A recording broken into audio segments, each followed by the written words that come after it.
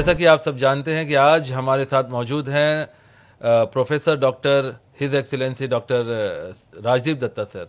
Rajdeep Dutta sir एक नामचीन personality हैं जिनके बारे में आप सभी जानते हैं। राजदीप दत्ता सर एक साइंटिस्ट हैं, एक मेडिकल प्रैक्टिशनर हैं और एक सोशल वेलफेयर के लिए बहुत ज़्यादा एक्टिव रहने वाले पर्सन हैं।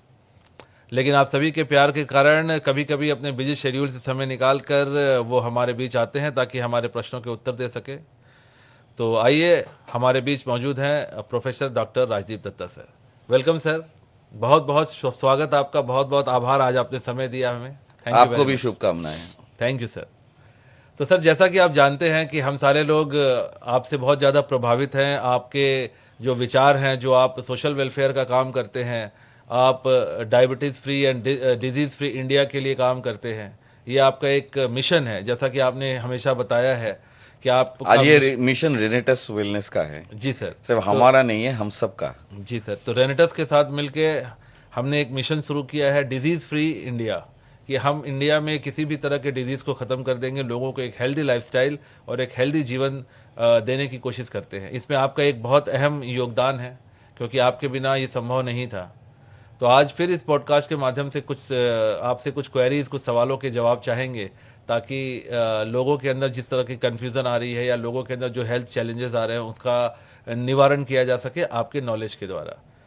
तो सर, जैसे आजकल की लाइफस्टाइल इतनी हेक्टिक हो गई है, लोगों के पास एक्सरसाइज करने का टाइम नहीं है, लोग प्रॉपर नींद नहीं ले पाते हैं, सोने का प्रॉपर टाइम नहीं मिल पाता है। तो इन सब की वजह से लोगों के हेल्थ पे बहुत सारे एडवर्स इफेक्ट आते हैं। जैसे बहुत सारे लोग कहते हैं कि उनके घुटनों में दर्द है ना। पहले ये पुराने ज़माने में 60-70 साल के जो लोग होते थे उनके घुटनों में दर्द हुआ करता था, लेकिन आजकल 30-35 साल की उम्र में भी लोगों के जॉइंट्स में पेन आने लग गए हैं। बहुत सारे लोगों को पूरे शरीर में एक झंझनाहट टाइप की लगती है, लाइक ब्लड सर्कुलेशन कम हो रहा है, या बहुत सारे लोगों को चेस्ट में पेन की शिकायत होती है। ऊपर से देखने में सारे लोग बहुत हेल्दी नज़र आते हैं, लेकिन बहुत सारे हेल्थ चैलेंजेस लोगों को होते हैं। तो ऐसा क्यों होता है सर, अगर आप बता सके तो। Thank you sir. देखिए, इसमें दो कैटेगरी का बात है। जी एक है कि ऑस्टियोआर्थराइसिस, ऑस्टियोपोरोसिस, जी। और एक है कि कार्डियोलॉजी का प्रॉब्लम। अभी जो कार्डियोलॉजी का प्रॉब्लम है, इसमें भी दो कैटेगरी है, एक डायबिटिक है, एक नॉन डायबिटिक है। मतलब डायबिटिक कार्डियक प्रॉब्लम, जिसका मूल कारण है डायबिटीज डिसलिपिडीमिया। मतलब जो लिपिड लेवल है उसमें डिसफंक्शन होने के कारण कोलेस्ट्रॉल ज़्यादा बढ़ रहा है शरीर में। और ज़्यादा कोलेस्ट्रॉल बढ़ने का मतलब यही है, कोलेस्ट्रॉल तो आप जानते हैं एक जी चिपचिपा पदार्थ है। जी तो वो ब्लड में हमारा शरीर के लिए ज़रूरी भी है, क्योंकि हमारे शरीर में बहुत सारे अंग का सटीक ढंग से बढ़ने के लिए कोलेस्ट्रॉल एक महत्वपूर्ण फंक्शन रखते हैं। जी लेकिन कोई भी चीज़ ज़्यादा होना भी शरीर के लिए ठीक नहीं है, कम भी होना शरीर के लिए ठीक नहीं है। जी। एकदम सही ढंग से होना चाहिए, Proper यही होना चाहिए। प्रॉपर होना चाहिए, यही भगवान ने हम लोगों को बनाया है। जी सर। अभी जब ये मेंटेन गड़बड़ा जाता है, जब ये मेंटेनिंग गड़बड़ा जाता है, तभी शरीर में बहुत सारे बीमारी सिम्टम्स द्वारा तैयार होता है। जैसे कि आप बोल रहे हैं चेस्ट पेन। जी सर। अभी अगर डायबिटीज से अगर वो बनता है तो डायबिटीज डिसलिपिडीमिया है। अगर वो लिपिड में से प्रॉब्लम है तो सिर्फ वो डिसलिपिडीमिया होता है। अगर सिर्फ कार्डियक हो रहा है, मान के चलिए कार्डियक होगा तो उसका लिपिड्स तो मतलब खराब होगा ही होगा। जी। तो मतलब एक डायबिटिक डिसलिपिडीमिया है और एक नॉन डायबिटिक डिसलिपिडीमिया। इसी कारण शरीर में कोलेस्ट्रॉल ज़्यादा बढ़ना और लीवर, इसके साथ लीवर भी बहुत अच्छी तरह से मतलब एसिमिलेट है, ओके। मतलब संपृक्त है। तो लीवर में ज़्यादा फैट बढ़ने के कारण लीवर का भी डिसऑर्डर, जैसे कि grade 1 fatty liver, grade 2 fatty liver, grade 3 fatty liver, जिसको स्टेटस्टोटिस स्टेज 1, स्टेज 2, स्टेज 3, फाइब्रोसिस भी होता है स्टेज 3 में, उसके बाद लास्ट में जाता है सिरोसिस ऑफ लीवर, जो लीवर कैंसर बोला जाता है। बहुत सारे लोग, आप लोग जानते हैं कि लीवर कैंसर भी बोला जाता है सिरोसिस ऑफ लीवर को। तो क्या होता है एक्चुअली, आपने जो क्वेश्चंस किया कैसे होता है, यही प्रॉब्लम, यही क्वेश्चंस आपने किया जी। लेकिन इसका अगर उत्तर हम देने जाएंगे, थोड़ा मतलब आपको समझना पड़ेगा एक्चुअली क्या बन रहा है शरीर में, जी। उसके बाद इसका सॉल्यूशन बोलेंगे, जी। है ना। तो पहला जो बात है कि शरीर में जब भी खान पान का उल्टा सीधा होता है फॉर द प्रोलॉन्ग टाइम, एक दिन में नहीं होता है।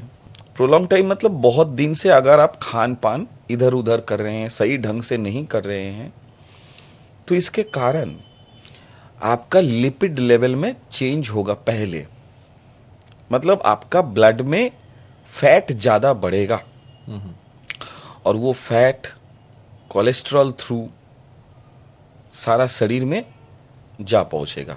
पहले तो लीवर डिसफंक्शन होता है, एकदम सीधा बात है। पहले लीवर डिसफंक्शन होना स्टार्ट होगा। पहले लीवर वो फैट को अपने अंदर समा लेगा और जब भी समाते समाते समाते समाते लीवर का थोड़ा प्रॉब्लम होना शुरू होगा, तब होता है लीवर स्टेटोस्टेटिस स्टेज 1। ओके। ठीक है। उसके बाद और भी फैट लीवर ने समा लिया है, ठीक है, स्टेटोस्टेटिस स्टेज 2।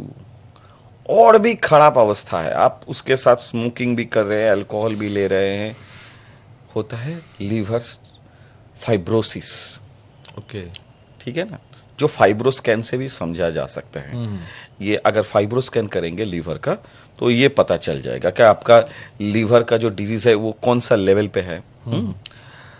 या आप अल्ट्रासोनोग्राफी से भी, अल्ट्रासोनोग्राफी ऑफ होल एब्डोमेन से भी आप इसको टेस्ट कर सकते हैं जो लीवर का प्रॉब्लम है। तो मोटा मोटा शब्द में पकड़ के चलिए कि लीवर का डिसऑर्डर हो गया है।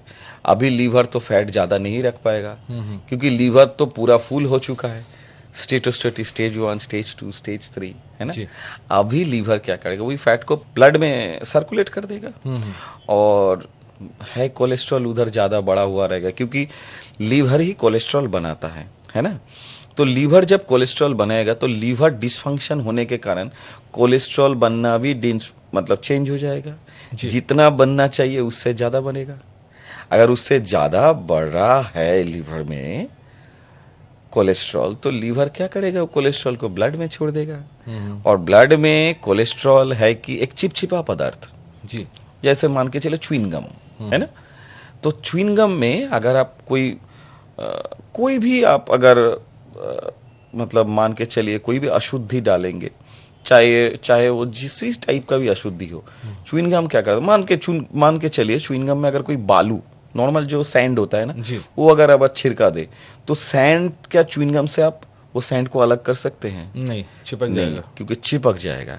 वैसे ही ब्लड में जितना अशुद्धि है वो कोलेस्ट्रॉल में चिपक के कोलेस्ट्रॉल बड़ा होता जाएगा, है ना, और ब्लड के थक के जमना शुरू हो जाएगा। ओके, है ना। अभी ये थक्का बड़ा होते होते सारा शरीर में घूम रहा है। समझ में आ रहा है? आप चित्र देख पा रहे हैं? एकदम सीधा समझिए कि ब्लड में घूम के वो ब्लड का क्लॉट्स सारा शरीर में घूमते घूमते जहां जहां पर से जा रहा है, आर्टरी से मान के चलिए जहां जहां से जा रहा है, अगर शरीर में ब्लड में सारा शरीर ही ब्लड में अशुद्धि से भरा हुआ है, वो सब अशुद्धि को पकड़ने की कोशिश करेगा और उसको लेके सारा शरीर में घूमता जाएगा। मान के चले ऐसे घूमते घूमते वो अगर हार्ट में जाके अटक गया, क्योंकि जितना घूमेगा उतना बड़ा होगा, क्योंकि सैंड जितना आप छिड़कोगे च्युइंगम के ऊपर, च्युइंगम उतना सैंड आपको पकड़ लेगा, तो च्युइंगम तब छोटा तो नहीं रहेगा, च्युइंगम बड़ा हो जाएगा। वैसे ही कोलेस्ट्रॉल भी बड़ा हो जाएगा, है ना। तब ब्लड का थक्का जमना शुरू हो जाएगा, ब्लड गाढ़ा हो जाएगा। तब जाके अगर वो हार्ट में अटक गया जी, तो हार्ट में तो ब्लड नहीं जा पाएगा। अगर हार्ट में ब्लड नहीं जाएगा तो क्या होगा? हार्ट अटैक हो सकता है। हार्ट में पेन होना शुरू होगा जी, इसी को हार्ट अटैक कहते हैं। या mild heart attack, severe heart attack, छोटा बड़ा, जो ब्लड का थक्का है छोटा या बड़ा, इसी से सीविरिटी भी आएगा ज़्यादा। तो ये तो हो गया कारण। तो इसके ऊपर सर नहीं, हमारे मेरा मैं आपका क्वेश्चंस को पूरा एकदम जी सर, पूरा एकदम सॉल्व कर प्लीज लूं। Sir please. तो ये हो गया आपका चेस्ट में पेन होने का कारण। इसके साथ स्टोमक में अतिरिक्त गैस बनने के कारण। अब मान के चलिए कि एक कांच का जार लीजिए, है ना, उसमें एक तरफ आप पिज्ज़ा, बर्गर, उसके बाद कोल्ड ड्रिंक्स या जो भी है आप उसको अंदर डाल दीजिए और उसको सरने दीजिए एक दिन 12 घंटा, है ना। और एक तरफ आप खीरा, डिस्टिल वाटर, मतलब alkaline water, sorry distil water नहीं, एल्कलाइन वाटर, उसके बाद फल है, ये सब डाल दीजिए, डाल के सरने दीजिए। देखिएगा कौन सा चीज़ खराब लग रहा है। देखिएगा जो पिज्ज़ा बर्गर जो जार में है वो जार धुआं में भर गया है। अच्छा, क्योंकि वो ज़्यादा गैस बनाएगा, है ना। वैसे ही जो एल्कलाइन वाला जार है वो देखिएगा उसमें गैस बहुत कम है, वो एकदम सफ़ेद दिखने में भी अच्छा लगेगा। अभी आप सोचिए आपका पेट पिज्ज़ा बर्गर इतने सब जब आप खाएंगे along with cold drinks and all, और जब सड़ेगा तो वो गैस किधर जाएगा, बनेगा तो जरूर, तो गैस किधर जाएगा, वो सीधा हार्ट में जाके धक्का मारेगा जी, उधर से भी पेन आ सकता है। ओके, ठीक है, तो पेन आने का कारण तो मैंने आपको समझा दिया मोटा मोटा, लेकिन इससे छुटकारा कैसे मिलेगा। इसके बाद और एक क्वेश्चन किया था पैर में भी जी, ज़्यादा, ये हम लोगों ने रिसर्च करके देखा है, ज़्यादा दूध पीने के कारण दूध में सिस्टीनिन और मेथिनिन नाम का 2 पदार्थ रहता है जो कि एल्कलाइन पार्ट को ज़्यादा खींचता है, जो कि एसिडिक होने के कारण एल्कलाइन पार्ट को खींचता है, और जब भी पेट में जाता है तभी एसिड बढ़ा देता है। और एसिड पार्ट जब बढ़ जाता है तब हमारा शरीर का संरचना ही ऐसा है कि शरीर का जितना भी जगह से एल्कलाइन मिलेगा या क्षारीय वस्तु मिलेगा जो कि क्षार है, वो एल्कलाइन या एसिड को न्यूट्रलाइज करने के लिए दौड़ के आएगा, ओके, या दौड़ के आता है। तो अभी एल्कलाइन पार्ट कहाँ है, ये पॉइंट भी नोटेड। हमारा जोड़ों में बोन डेंसिटी के कारण कैल्शियम प्रेसिपिटेशन ज़्यादा होता है, इसीलिए बोन अच्छा रहता है। और बोन जॉइंट में जो तरल होता है उसी में ज़्यादा से ज़्यादा एल्कलाइन प्रॉपर्टी रहता है, तो सीधा वहाँ से एल्कलाइन प्रॉपर्टी वो एसिड को न्यूट्रलाइज करने के लिए दौड़ के आता है। तो आपका घुटने का, आपका कुन्ही जो जॉइंट्स है, जहाँ जहाँ पर आपका जॉइंट्स है, मेजर जॉइंट्स, उधर से अगर कैल्शियम अगर एल्कलाइन हिसाब से अगर दौड़ के आएगा तो ये जॉइंट का जो तरल है, चिकनाहट है, ये कम हो जाएगा जी, अगर कम हो जाएगा तो तब ये जॉइंट्स अपने आप अकड़ना शुरू कर देगा। इसमें जो दर्द बनता है उसको ऑस्टियोआर्थराइसिस बोलता है। Fantastic sir. ठीक है ना। तो अभी बात है इससे निजात कैसे पाया जाए। जी, इसमें रेनेडस के प्रोडक्ट कैसे इस्तेमाल कर सकते हैं और रेनेडस के प्रोडक्ट कैसे बेनिफिट पहुंचा सकते हैं। अभी जो बात है देखिए, हमारा जो अभी ये जो सिचुएशन बन रहा है, पहले मैं बोलूंगा आपको डिसलिपिडीमिया जो पहले स्टार्ट किया था, कार्डियक का आपने जो बताया, वहां से मैं स्टार्ट करूंगा। उसके बाद बोलूंगा आपका पेट का जो प्रॉब्लम मैंने बोला, उसके बाद बोलूंगा पैर का। ठीक है, एक एक करके बोलूंगा। ओके। तो पहला बात है डिसलिपिडीमिया में हमारा नोवा, रेनेटस का जो नोवा है, ये जो कारण है, ये तो हब से बना हुआ है। तो इसमें जो न्यूट्रोसिटिकल्स हम लोगों ने कॉम्बाइंड किया, उसका जो थेराप्यूटिक एफिकेसी है, उसमें एक है एंटी कोलेस्ट्रॉल एक्टिविटी। अच्छा, तो मतलब वो कोलेस्ट्रॉल को कम करने में माहिर है। इसको दवाई मत समझिए जी। पहले से मैं एक बात पहले से डिस्क्लेमर में रखना चाहता हूं, दवाई मत समझिए, लेकिन दवाई के साथ अगर आप इसको लेंगे तो ये अमृत बन जाएगा जी। है ना। तो जब भी आप इसको लेंगे रेनेटस नोवा को, इसका एंटी कोलेस्ट्रॉल एक्टिविटी रहने के कारण वो क्या करेगा, कोलेस्ट्रॉल कम होना शुरू हो जाएगा जी। अच्छा, इसके साथ वो जो मैंने आपको बोला खून का थक्का जमना और ब्लड गाढ़ा हो जाना, तो ब्लड गाढ़ा हो जाने का मतलब ब्लड में ऑक्सीजन ज्यादा नहीं जाना, तो इसीलिए एक एंटीऑक्सीडेंट या सुपर एंटीऑक्सीडेंट आपको चाहिए लेना के लिए, तो तब जाके रोल प्ले करेगा हमारा इम्यूजेंट।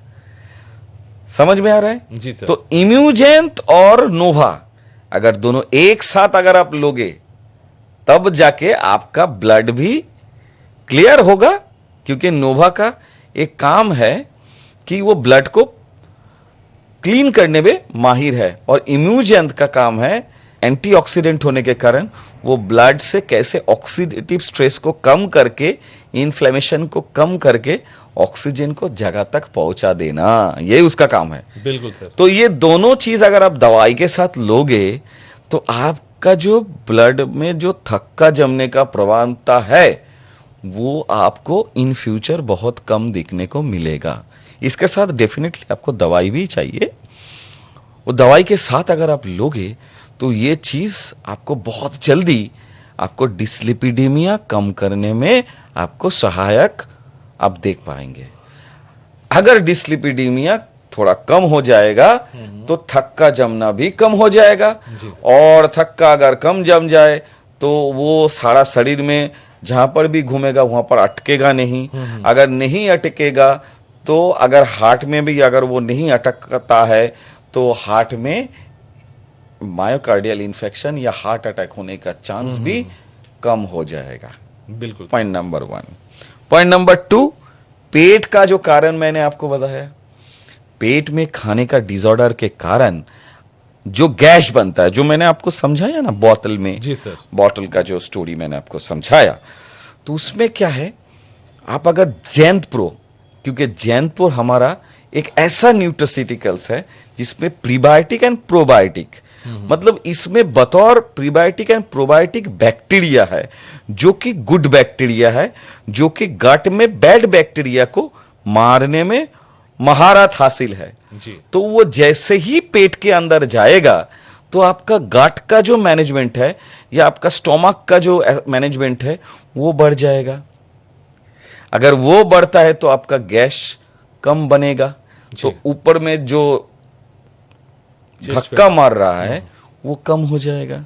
तो मतलब नोवा, इम्यूजेंट और जैंतप्रो एक साथ अगर दिया जाए, इसमें डायबिटिक भी हो या नॉन डायबिटिक भी हो, दोनों जगह पर फायदा है। क्योंकि मैंने आपको बोला एक डायबिटिक डिस्लिपिडीमिया, एक बोला डायरेक्ट डिस्लिपिडीमिया। जी सर। तो नोवा और इम्यूजेंट और जैंतप्रो अगर एक साथ लेंगे, और ये सब इसमें जो शुगर है ये शुगर नहीं है, इसमें कोई इसका ग्लाइसेमिक लोड एकदम 0 है जैंतप्रो में, और इम्यूजेंट का भी ग्लाइसेमिक लोड, ग्लाइसेमिक इंडेक्स 0 है, तो ये शुगर नहीं बढ़ाएगा, और खाने में थोड़ा बहुत मीठा है लेकिन इसमें मतलब शुगर नहीं बढ़ेगा क्योंकि इसका ग्लाइसेमिक लोड कम है। तो इसीलिए ये जब ही शरीर में जाएगा तो प्रीबायोटिक प्रीबायोटिक सब जैंतप्रो से जाएगा। नोवा एंटी कोलेस्ट्रॉल है, एंटी कोलेस्ट्रॉल एक्टिविटी दिखाएगा। इसके साथ इम्यूजेंट क्या करेगा, इन्फ्लेमेशन को भी कम कर देगा, क्योंकि अगर डायबिटिक डिस्लिपिडीमिया है तो उसमें इन्फ्लेमेशन बढ़ेगा, तो इन्फ्लेमेशन कम होगा इम्यूजेंट से, इन्फ्लेमेशन कम होगा इम्यूजेंट से, क्योंकि एंटी ऑक्सीडेटिव स्ट्रेस को कम करने में माहिर है। और उसके साथ नोवा और जैंतप्रो तो क्या करेगा, ये जो कॉम्बिनेशन है, ये जो न्यूट्रास्यूटिकल कॉम्बिनेशन है, ये टोटल कॉम्बिनेशन आपको डायबिटिक डिस्लिपिडीमिया से बाहर लेके आ सकता है। तो आपका हेल्थ को फिर से रिकवर करने में ये माहिर हो सकता है, लेकिन प्रोवाइडेड आप लोगों को खान पान में भी एक ध्यान रखने की जरूरत है। एक डिसिप्लिन रखने की जरूरत है। आपको पानी डेफिनेटली थोड़ा, अगर अल्कलाइन पानी पियो या झरने के पानी पियो, वो अच्छा रहेगा शरीर के लिए। अगर आप थोड़ा वेजन डाइट लोगे तो अच्छा रहेगा। तो ऐसे अगर आप डाइट को भी मेंटेन करोगे तो आप आराम से ये सब जो भयानक डिजीज है, जो कि डायबिटीज के कारण हो सकता है, जो कि नॉन डायबिटीज के कारण भी हो सकता है, इससे आपको निजात मिल पाएगा। इसी के द्वारा हम लोग डायबिटीज फ्री और डिजीज फ्री होने का सपना देख रहे हैं। वाह, फैंटास्टिक सर, बहुत अच्छा। तो आप ये कह रहे हैं कि हमारी रेंटस कंपनी का जो जेंथ प्रो है या इम्यूजेंथ है, इस तरह की समस्याओं में काफी बेनिफिशियल हो सकता है। उसके बाद और एक चीज बाकी है जी, ऑस्टियोआर्थराइटिस। ऑस्टियोआर्थराइटिस जो घुटने में दर्द होता है। ऑस्टियोआर्थराइटिस घुटने का जो दर्द है, घुटने का दर्द में भी ये होता क्यों है सर? हाँ, वो जो मैंने आपको बताया ना कि पंजाब जो साइड है, उस साइड में देखिएगा ज्यादा से ज्यादा लोग घुटने के कारण बीमारी में भोगते हैं, ज्यादा से ज्यादा। तो कारण क्या है? वो लोग दूध ज्यादा पीते हैं और दूध में ज्यादा से ज्यादा सिस्टीनिन और मेथिनिन जो कंपाउंड है, उसी कारण वो मैंने जो पहले आपको बताया ना कि जो आपका शरीर में एसिडिक पार्ट बढ़ जाता है, तो उसको कम करने के लिए अल्कलाइन पार्ट दौड़ के आता है और घुटने का दर्द में जेल जो है वो खत्म होते जाता है, इसीलिए घुटने का अकड़ होना शुरू होता है। तो मतलब आपको क्या करना है? घुटने में कैल्शियम को रेस्टोर करना, और इसी कारण नोभा और इन्फ्लेमेशन को भी कम करना है। इन्फ्लेमेशन मतलब दर्द, सूजन को कम करने में इम्यूजेंथ, और नोवा है कि आपको सही ढंग से आपका न्यूट्रोसिटिकल बैलेंस बना के देगा। और उसके साथ जैनप्रो जब भी आप दोगे, जैनप्रो देखिएगा हमारा बैनाना फ्लेवर में भी है, तो बहुत सारे हैं जो कैल्शियम प्रॉपर्टी वो उसमें अंदर आपको मिल पाएगा। तो इसी कारण न्यूट्रोसिटिकल्स में अगर कैल्शियम अगर आपको मिलता है, जो कि एकदम आपके शरीर के लिए, आपका बोन के लिए बहुत ही सहायक है, तो आपका बोन बहुत स्ट्रांग होता जाएगा और आपका घुटने का दर्द कम होता जाएगा। ओके, तो इसके अंदर हम लोग हमारे जो एम्यूजेंथ है उसका, अच्छा ये एम्यूजेंथ जो प्रोडक्ट है रेनेटस का, इसमें 18 टाइप के एंटीऑक्सीडेंट वाले फ्रूट्स को आपने डाला हुआ है, तो एंटीऑक्सीडेंट का बॉडी में क्या रोल है सर? वही तो बात है कि आप कोई भी ऑक्सीडेटिव स्ट्रेस, जी, कोई भी ऑक्सीडेटिव स्ट्रेस, कोई भी डिसफंक्शन के कारण जो ऑक्सीडेटिव स्ट्रेस, वो ऑक्सीडेटिव स्ट्रेस कम करने का काम ही करता है एंटीऑक्सीडेंट। ओके, कोई भी सूजन, कोई भी दर्द, कोई भी मतलब सूजन हो, उसको कम करने का एक ही रास्ता है, वो है इम्यूजेंथ। तो क्या आप हमारे जो व्यूअर्स हैं उनको ये मैसेज देना चाहते हैं कि क्या ये एम्यूजेंथ या एंटीऑक्सीडेंट क्या डेली लाइफ में हर आदमी के लिए जरूरी है? देखिए, ये एक न्यूट्रोसिटिकल्स है ना, ये कोई दवा है। हाँ। तो खाना, आपका क्वेश्चन तो ये है सर, मैं क्या हर दिन राइस खा सकता हूं या फल खा सकता हूं? जी, तो आपका उत्तर क्या होना चाहिए? हर दिन फल खाना चाहिए या नहीं खाना चाहिए? बिल्कुल खाना चाहिए सर। वैसे ही इम्यूजेंट भी लेना चाहिए। तो इम्यूजेंट लेने से ये जो हेल्थ चैलेंजेस है, अगर किसी को आर्थराइटिस की समस्या है या चेस्ट में कोई मैं एक ही चीज बोल रहा हूं, देखिए दवाई को बंद मत कीजिए जी। अगर दवाई के साथ मैं पहले से एक ही बात बोल रहा हूं, ये कोई दवाई नहीं है, लेकिन दवाई का जो मतलब जो डिजीज का जो रूट कॉज है, वो रूट कॉज अगर, क्योंकि दवाई सिर्फ सिम्टम के ऊपर काम करता है जी, सिम्टम के ऊपर रिलीफ देता है, लेकिन दवाई रूट कॉज के ऊपर काम नहीं करता है। तो अगर दवाई के साथ अगर ये लेंगे तो रूट कॉज भी सॉल्व होगा और सिम्टम भी सॉल्व होगा। तो इसमें हेल्थ चैलेंजेस आपको कम दिखने को मिलेगा। यही साइंस है। जो हमारा एम्यूजेंथ है, इस एम्यूजेंथ को हम हर एक आदमी को, चाहे वो हेल्दी है तो भी ले सकते हैं, ताकि फ्यूचर में उनके हेल्थ में इस तरह की चैलेंजेस ना आए। और अगर किसी को हेल्थ चैलेंजेस है तो वो भी हमारे एम्यूजेंथ का इस्तेमाल कर सकते हैं। एकदम ले सकते हैं, कोई टेंशन नहीं। Okay sir, okay. अच्छा, ये बहुत सारे लोग सर, देखिए हम इंडिया में रहते हैं, और हालांकि ये सवाल आपसे मुझे नहीं पूछना चाहिए क्योंकि ये बिजनेस से रिलेटेड सवाल है, लेकिन चूंकि आप बैठे हैं तो मैं एक बार चाहता हूं कि मैं आपसे ये सवाल पूछूं। बहुत सारे लोग सर इंडिया में कॉस्ट इफेक्टिव प्रोडक्ट के बारे में बात करते हैं, तो बहुत सारे लोग कहते हैं कि इंडिया में जो मिडिल क्लास या लो मिडिल क्लास के लोग होते हैं, तो उनका कहना है कि इम्यूजेन थोड़ा प्राइसी प्रोडक्ट है, इसकी कॉस्ट ज़्यादा है। तो इस प्रोडक्ट के प्राइस के बारे में आप क्या कहना चाहेंगे? क्योंकि मुझे याद है सर कि एक बार आपने मुझे बताया था कि अगर इम्यूजेन को अगर हम यूएस में सेल करते तो इसका प्राइस इंडियन करेंसी में 15 से 20 हज़ार रुपये होना चाहिए, और भी ज़्यादा होना है जी। तो इसके फॉर्मुलेशन के बारे में थोड़ा अगर आप हमें बताएं सर। देखिए, पहले आप क्वेश्चंस दो पूछ लिया जी सर। एक फॉर्मुलेशन का पूछा, हाँ, और एक कॉस्ट इफेक्टिव का। सर आप सामने है ना, तो क्या है कि हमारे अंदर बहुत सारे प्रश्न आ जाते हैं, क्योंकि आप हमेशा मिलते नहीं हैं, और you are the best person to answer this questions. देखिए, मैं कोशिश करूंगा।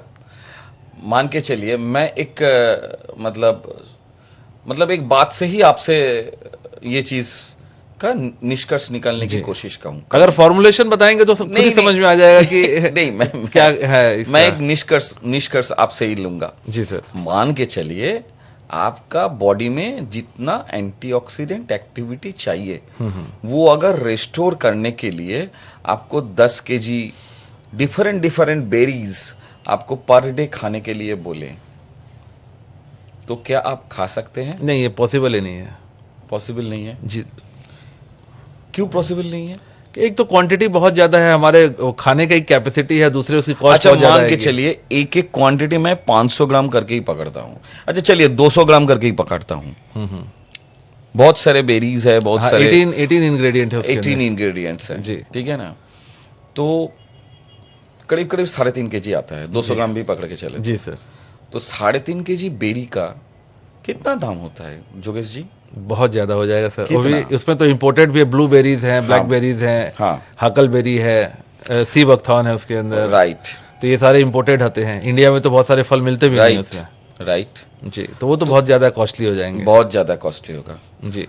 तो वो आप एक साथ भी अगर ले लेते हो, मान के चलते हैं कि ये जो 18 बेरीज है जो कि इंपोर्टेड है, ये अगर आप एक साथ भी लेते हो तो आपका पर डे कॉस्ट कितना रहेगा? बहुत ज्यादा हो जाएगा, कितना? मे बी थाउजेंड्स में चला जाएगा। थाउजेंड्स से नहीं, हाँ, 3000 के ऊपर जाएगा एक दिन। बिल्कुल बिल्कुल, ठीक है ना, अगर 200 ग्राम करके भी आप आराम से, बिल्कुल सर। तो ये 90,000 महीने का हो जाएगा या 1 लाख भी हो सकता है। नहीं, पॉइंट वो नहीं है जी। पॉइंट वो है कि आपको कितना चाहिए जी। और आपका शरीर, आप मान के चलिए आप बेरी एक ही 200 ग्राम बेरी खा लिया तो 200 ग्राम बेरी से कितना एंटीऑक्सीडेंट आपका शरीर में एसिमुलेट हो सकता है? एग्जैक्टली, ये भी तो सबसे बड़ा बात है। वो पूरा तो बॉडी में लगेगा नहीं, तो वेस्ट प्रोडक्ट भी है उसका। राइट। तो 98% उसमें आपका पानी में ही जाएगा, मतलब उसका जो हाइड्रेशन पार्ट है, ठीक है ना। तो क्योंकि रस है तो ज्यादा से ज्यादा 98% तो आपका ये जाएगा ना, पानी में ही निकल जाएगा। तो अगर 2% रहेगा, 2% में से कितना एंटीऑक्सीडेंट, कितना ज़ैंथोन, कितना आएगा? बहुत माइन्यूट होगा, बहुत माइन्यूट होगा, है ना।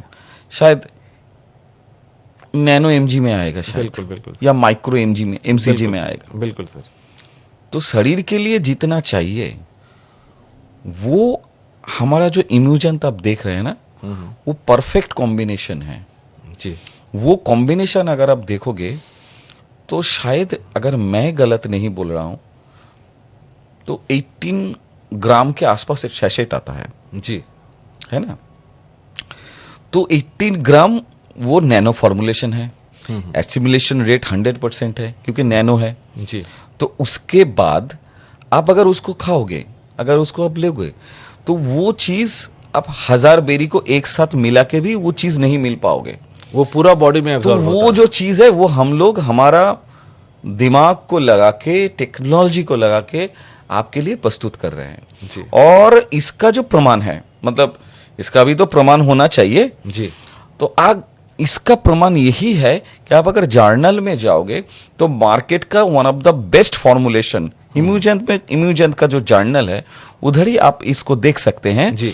जो मार्केट फॉर्मुलेशन करके दिया हुआ है उसमें देखिएगा मार्केट का द बेस्ट एंटीऑक्सीडेंट का जो एंटीऑक्सीडेंट कोरक वैल्यू है मोस्ट प्रोबेबली 39.08 है। ओके। जो हमको निकाला था हमने जी। मार्केट का सबसे बेस्ट प्रोडक्ट, ओके, दुनिया का सबसे बेस्ट प्रोडक्ट का एंटीऑक्सीडेंट कैपेसिटी value जो है, हाँ। 39.08 आया। तो मैं वो प्रोडक्ट का नाम इस मंच से ओपनली मैं नहीं बता सकता, बिल्कुल सर। ये मेरा ऑब्लिगेशंस है। जी सर। तो मैं क्षमा चाहूंगा दर्शकों से कि मुझे वो नाम ना बताने में जी जी आपको बताने की जरूरत नहीं सर। हाँ थैंक यू। तो आते हैं हमारे इम्यूजेंट में। बिल्कुल सर। हमारा इम्यूजेंट का एंटीऑक्सीडेंट कैपेसिटी है 122.08 म्यूमेक्स ट्रॉक्सलॉग पर ग्राम, जो ओरैक वैल्यू कहते हैं। हाँ। ORAC। Absorbing reducing capacity. जी सर। तो ये जो चीज है, तो मतलब हमारा जो एंटीऑक्सीडेंट जो इम्यूजेंट है, ये कम से कम मार्केट फॉर्मुलेशन से 4 गुना अच्छा है। बिल्कुल। तो मतलब दुनिया का one of the best combination यही है। जी ठीक है ना, वन ऑफ द क्या बेस्ट कॉम्बिनेशन यही है। और ये मैं नहीं, इंटरनेशनल जर्नल में भी मैंने देखे रखा है। जी सर। अगर इससे ज्यादा वैल्यू का आता तो वो लोग तो हमको बोलते। जी अभी तक तो आया नहीं, जी हो सकता है अगला आए, लेकिन मैं समझता हूँ वो जब आएगा उससे आगे का भी प्रोडक्ट हम लोग निकाल देंगे। बिल्कुल। तो आज की तारीख में एक बंदे को अगर बॉडी में तो एंटीऑक्सीडेंट चाहिए तो इम्यूजेंट इज द बेस्ट प्रोडक्ट दुनिया में। जी सर, दुनिया की बात कर रहे हैं। ईस्टर्न एशिया, यूरोप में ऐसा एक प्रोडक्ट अब नहीं दिखा पाओगे, क्योंकि मैं बहुत सारे जगह पर मैंने ऑलरेडी लंदन में जाके मैंने प्रेजेंट किया। Of course sir. मैं किस आधार पे ये चीज बोल रहा हूं, मैं लंदन में जाके जब इसको प्रेजेंट किया, उधर एस्ट्राजेनेका से शुरू करके रॉस कॉस्मोस से शुरू करके बहुत सारे एजेंसी आए थे, टॉप नॉट एजेंसीज आए थे जी। तो उन्होंने हमारा बात जब रखा, मैंने जब ही नाइटहुड मिला उसके पहले मैंने ये जो बात जो सामने रखा था वो भी आप यूट्यूब में अब ढूंढोगे, आपको मिल जाएगा। बिल्कुल सर। अगर उसमें कोई भी प्रॉब्लम होता या कुछ भी होता तो उधर से तो हमको ऑब्जेक्शन आता ही। बिल्कुल सर। लेकिन आज तक नहीं आया। बिल्कुल सर। ये भगवान का लाख लाख शुक्र है। तो मतलब one of the best antioxidant दुनिया का हम लोगों ने बनाया इम्यूजेंट। जी।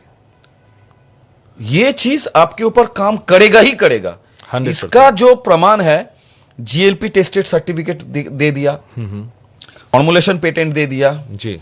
ठीक है, इसके बाद एनिमल ट्रायल दे दिया, जो अच्छा काम कर रहा है। इसका जो एंटीऑक्सीडेंट कैपेसिटी है, ये एंटी कार्सिनोजेनिक कैपेसिटी है, मतलब कार्सिनोमा में भी बहुत अच्छा हेल्प करता है। लेकिन मैं बोल रहा हूं, मैं कैंसर्स मतलब सॉल्व होने का दवा नहीं बनाया, ये या दावी मैं नहीं कर रहा हूं जी कि कैंसर ठीक हो जाएगा, लेकिन उसपे काम करता है। लेकिन मैं आपको ये बता सकता हूं, कार्सिनोजेनिक सेल के ऊपर इम्यूजेंट का एक्टिविटी बहुत अच्छा है।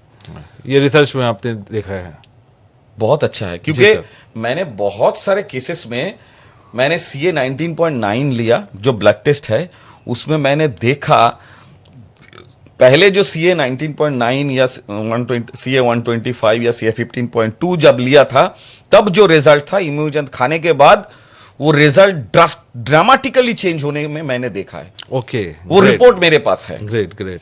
तो on a basis of this report, मैं आपको इस रिपोर्ट के आधार पे मैं आपको समझाने की कोशिश करूं, क्योंकि मैं गलत नहीं बताता ना, मैं आप एविडेंस के ऊपर अब मैं एविडेंस के ऊपर ही बात करता हूं। एविडेंस छोड़ के मैं कोई बात नहीं करता। जी सर, बिल्कुल। कोई भी हवा में बात मैं नहीं करना चाहता हूं जी, क्योंकि मैं खुद एक साइंटिस्ट हूं और मेडिकल साइंटिस्ट हूं। जी तो हवा में बात करना भी हम लोगों को शोभा नहीं देता। बिल्कुल सर। तो जो डॉक्यूमेंट है उसके हिसाब से मैं आपको बोल रहा हूं, इतना बढ़िया चीज आपको इतना कम दाम में हम लोग जो दे पा रहे हैं ना, यही सबसे बड़ा भगवान का आशीर्वाद है। बिल्कुल सर। फिर हिसाब से तो मतलब ये क्योंकि आपको जो चाहिए, बहुत सारे जगह पर एंटीऑक्सीडेंट आप लोगे तुरंत काम नहीं करेगा, ये नैनो होने के कारण तुरंत काम करता है, बॉडी में एब्जॉर्ब हो जाता है। अच्छा, एंटीपायरेटिक इफेक्ट में फीवर हो गया है, इसको कड़ाई के साथ पिला दीजिए, फट से फीवर गिर जाएगा। जी, ये मैंने देखा है, नॉर्मल हो जाएगा। 102 बुखार आ गया था, मैंने 2 डिग्री कम होने में मैंने देखा है with in 30 minutes. Okay, fantastic. With in 30 minutes ऐसा एक कॉम्बिनेशन जो बना के दे दिया। अभी आप बोल रहे हैं सर इसका महंगा है, कॉस्टली है, तो मैं क्या बोलूं? नहीं, ये तो खैर लोगों का क्वेश्चन ये आता है। इसीलिए मेरा दुख है, क्योंकि भारत का हूं मैं, भारत माँ का संतान हूं, और भारत एक ऐसा देश है जहां पर गरीबी है, बहुत ज़्यादा है, ये बात भी आपने सही बोला। लेकिन इसीलिए मल्टीपर्पस के हिसाब से इम्यूजेंट को डिज़ाइन किया है। इम्यूजेंट मल्टीपर्पस एक्टिविटी करता है, सिर्फ कार्सिनोजेनिक एक्टिविटी नहीं करता है। मल्टीपर्पस एक्टिविटी, मतलब एक इम्यूजेंट कम से कम 100 ऐसे क्रिटिकल डिजीज या 200 ऐसे क्रिटिकल डिजीज के रूट कॉज के ऊपर या 300 डिजीज के ऊपर जो इम्यूनो कॉम्प्रोमाइज डिजीज है उसके ऊपर काम करता है। उसका तो इतना छोटा दाम, इसीलिए इसका नाम हमने इम्यूजेंथ रखा है, इसीलिए इम्यूजेंथ रखा है। और इसके अंदर इम्यूनिटी उसके साथ ज़ैंथॉन, बिल्कुल। तो एक तो ये मिराकुलस छोटा चीज नहीं है, कॉम्बिनेशन है ये आप लोग जानते हैं मिराकल है कि नहीं है, क्योंकि ये हम नहीं बोलेंगे, ये तो जो लोग इसको ले रहे हैं वो ही बोलेंगे, कमेंट में आपको बोलेंगे डेफिनेटली। मैं चाहता हूं आप वो कमेंट हमको दिखाएंगे। बिल्कुल सर, जो भी कमेंट्स आएंगे वो मैं बिल्कुल आपको फॉरवर्ड करूंगा। तो मैंने ये चीज को इतना ही कम दाम में, क्योंकि मैंने एक ही चीज समझा कि आदमी एक ही बार खर्चा करेगा लेकिन एक साथ इतना कवर वो ले लेगा ताकि उसको ज़्यादा से ज़्यादा कवर लेने के लिए 10 ठो या 20 ठो या 50 ठो मेडिसिन लेना नहीं पड़े, या सप्लीमेंट लेना नहीं पड़े, या न्यूट्रिसिटिकल लेने की ज़रूरत नहीं है। इसीलिए रेनेटस का ये प्रयास है कि एक ऐसा कॉम्बिनेशन, हर एक का कॉम्बिनेशन डिफरेंट है लेकिन किसी के साथ किसी का बेयर नहीं है। बिल्कुल। और ये पूरी बॉडी के ऊपर काम करता है, बिल्कुल न्यूट्रिसिटिकल बेस पे। ये जो अच्छा कॉम्बिनेशन, ये भारत को या जनता को देख के ही हम लोगों ने डिजाइन किया जी। ये मैनकाइंड के लिए, मैनकाइंड के लिए किया, क्योंकि नहीं अगर करते तो हम लोग कम से कम मतलब 150 या 200 सप्लीमेंट बनाते जी सर। वो हमारा टारगेट नहीं है, हमारा टारगेट वो नहीं है। हमारा टारगेट ये है कि एक ही ऐसा सप्लीमेंट बना जो हर एक जगह पर वो ज्यादा से ज्यादा कवर दे पाए। तो आदमी एक बार लेगा लेकिन उसको कवर ज्यादा मिलेगा। तो आपको क्या लगता है, ज्यादा कवर चाहिए या ज्यादा प्रोडक्ट चाहिए, कौन सा? नहीं, बिल्कुल सर, मैं आपकी बात से सहमत हूँ। मार्केट में सिर्फ अश्वगंधा मिलता है, सिर्फ मूसली मिलता है, सिर्फ शतावरी मिलता है, सिर्फ सीबकथॉर्न मिलता है। राइट। तो अगर सिर्फ हम एम्यूजेंथ की बात करें तो इसमें 18 इंग्रेडिएंट आपने डाले हैं, तो 18 इंग्रेडिएंट को अलग अलग 18 प्रोडक्ट बना के बेच सकते थे, एकदम, है ना। तो अगर आपको बिजनेस करना होता, रेनेटस को अगर बिजनेस करना होता तो हम 18 अलग अलग प्रोडक्ट बना के बेचते। तो रेनेटस का मोटिव कभी नहीं है कि हम बिजनेस करें। नोवा से मैं कम से कम 30-32 तो प्रोडक्ट बना देता, है ना, आराम से बन जाता सिर्फ एक नोवा से ही जी। और इम्यूजन से कम 18, आप जैसे 18 बेरी का नाम बताया, आप तो 18 के हिसाब से बोला, लेकिन कॉम्बिनेशन का इधर उधर करेंगे तो कम से कम इम्यूजन से ही कम से कम 40 या 50 तो प्रोडक्ट बना जा सकता है। बिल्कुल। तो अगर बिजनेस करना होता तो 40 प्रोडक्ट बना के बेच रहे होते, लेकिन और ये 40 प्रोडक्ट का दाम एक साथ जो होता, हाँ, और एक इम्यूजन का दाम जो है वो कुछ भी नहीं है, कुछ भी नहीं है। बिल्कुल फैंटास्टिक सर, बहुत अच्छा जवाब आपने दिया।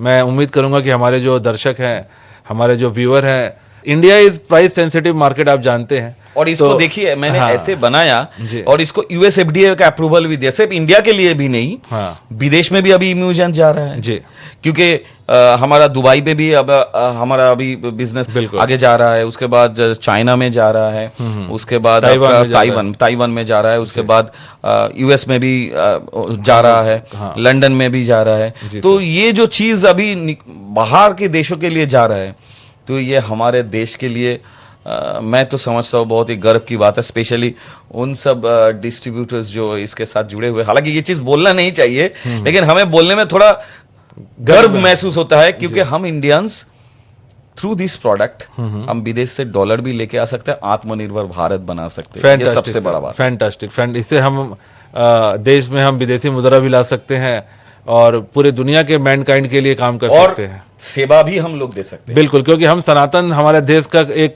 संस्कृति है, हम वसुधैव कुटुंबकम कहते हैं कि पूरी दुनिया ही हमारा परिवार है, कुटुंब है। तो पूरी दुनिया के लिए अगर हमारे पास कोई इतना शानदार प्रोडक्ट है जिससे पूरी दुनिया में मानवता का कुछ भला हो सकता है, तो इस ऐसे प्रोडक्ट को पूरी दुनिया तक पहुंचाना हमारी जिम्मेदारी है। और भारत को उसी के साथ बहुत सारे डिस्ट्रीब्यूटर ने अपना आत्मनिर्भर जीवन का रस भी, स्वाद भी चखा है। जी सर।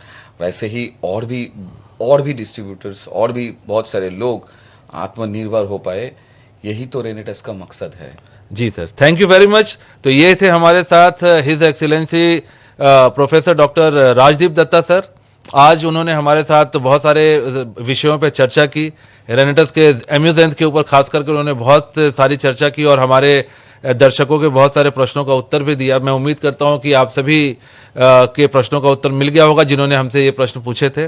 और आज के पॉडकास्ट में बस सर से इतना ही समय मिल पाया है हमें। अगले पॉडकास्ट में हम सभी सर से फिर मुलाकात करेंगे और फिर किसी एक सब्जेक्ट के ऊपर चर्चा करेंगे। Thank you. तब तक हमारे इस जितने भी सोशल मीडिया के पेजेस हैं हमारे रेनेटस वेलनेस के, इनको आप लाइक कर सकते हैं, सब्सक्राइब कर सकते हैं और आपके कमेंट्स हमारे नीचे कमेंट सेक्शन में डालिए। आपके जो भी प्रश्न हैं अगले पॉडकास्ट में हम सर से जरूर इसके बारे में डिस्कस करेंगे। Thank you. स्वस्थ रहिए। धन्यवाद। धन्यवाद सर, बहुत बहुत शुक्रिया। नमस्ते।